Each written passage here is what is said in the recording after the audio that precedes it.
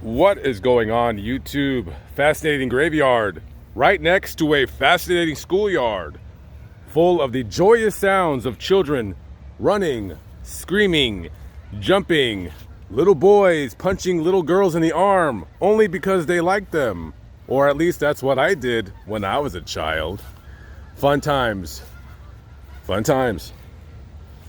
Today we're in Greenwich, Connecticut at the Putnam Cemetery. And I'm here to visit the grave of one Victor Borsch. Who is Victor Borsch? Now, let me say this. Before I even knew that he was here, I already knew of the name Victor Borsch, and I'll tell you why. As a young kid, I would love not going to school. I would stay up late at night watching television up till 1, even sometimes dare say 2 o'clock in the morning.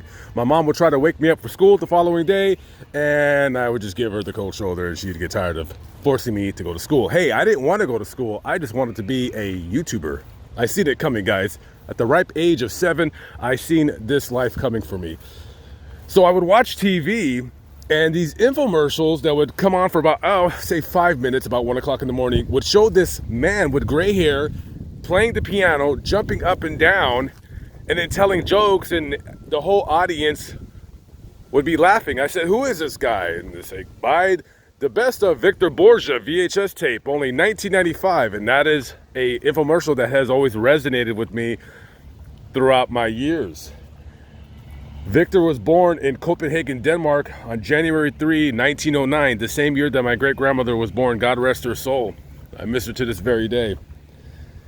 He was born to a musical family. His dad was a classical violinist. Say that 3 times fast. And his mother was a piano player. And guess what? Your parents play a musical instrument.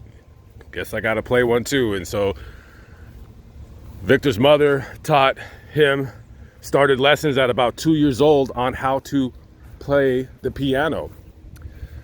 And he gave his first piano recital by the age of 8. And he was basically so good, a piano prodigy, that he got a full ride scholarship to the Danish Academy of Music in 1918, graduated from there, and gave his first piano concert in 1926 at the Danish Concert Hall there in, I believe, in Copenhagen. So this guy got wildly popular for, other than being a excellent pianist, he would also tell jokes in between his songs or his music, or he would just do play a Beethoven piece of music, and then he would just stop in the middle of it and start cracking jokes. And that's what got him really, really popular. And he would tour all through Europe. But then, of course, you're getting into the 30s, some loud little man named Adolf Hitler starts talking really loud, and people are listening to this idiot for some unknown reason.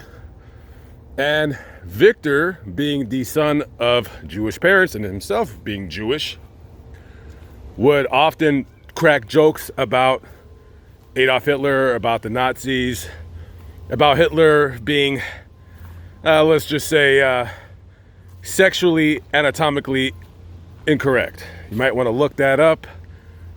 If you didn't know, Hitler was born with one. Well, you have 2 when guys have 2, but he only had 1. Well, you know what I'm talking about. So just as the Nazis started taking over Denmark, they wanted to find this guy because they had heard that he liked to make jokes about him. Oh, so you like to make jokes about us, so we're going to actually look for you specifically because we want to have a little talk with you. And of course, the talk would be a bullet to the back of the head. Victor barely escaped with his life. He left on the last neutral ship out of Finland, immigrated to America, didn't speak a lick of English. This guy learned English by watching American movies. Sadly, he had heard back in Denmark that his mother was dying, so he somehow got some kind of a sailor uniform and snuck back into Denmark. This guy, being a wanted man, snuck back into Denmark and visited his dying mother before she passed. That takes some cojones, if I do say so myself. So as his English got better, Victor just became very, very popular here in the United States. And a workhorse he was, an absolute beast of a workhorse. This man was doing, get this, at the age of 90, he was doing 60 concerts a year.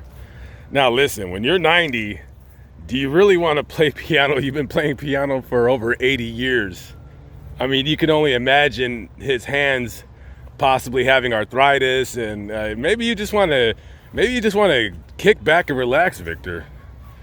But no, I mean, that's what made him so absolutely popular, is his fascinating love for playing the piano. Oh, and by the way, if you ever went to a Victor Borsch concert, if you were 70 years old, you were probably the youngest person there.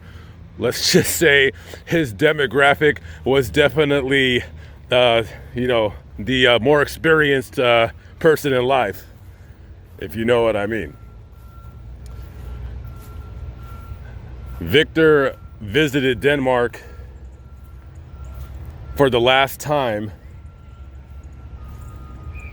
flew back to the United States, and he died the very next day. I believe people like that, when they die, they know they're gonna die, so he just wanted to come back home, visit his parents' grave one more time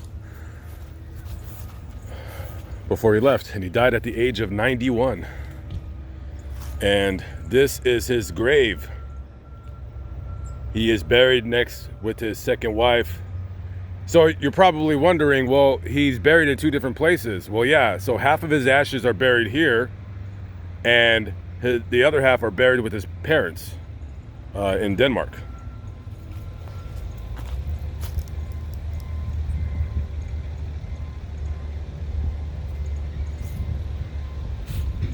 Very interesting.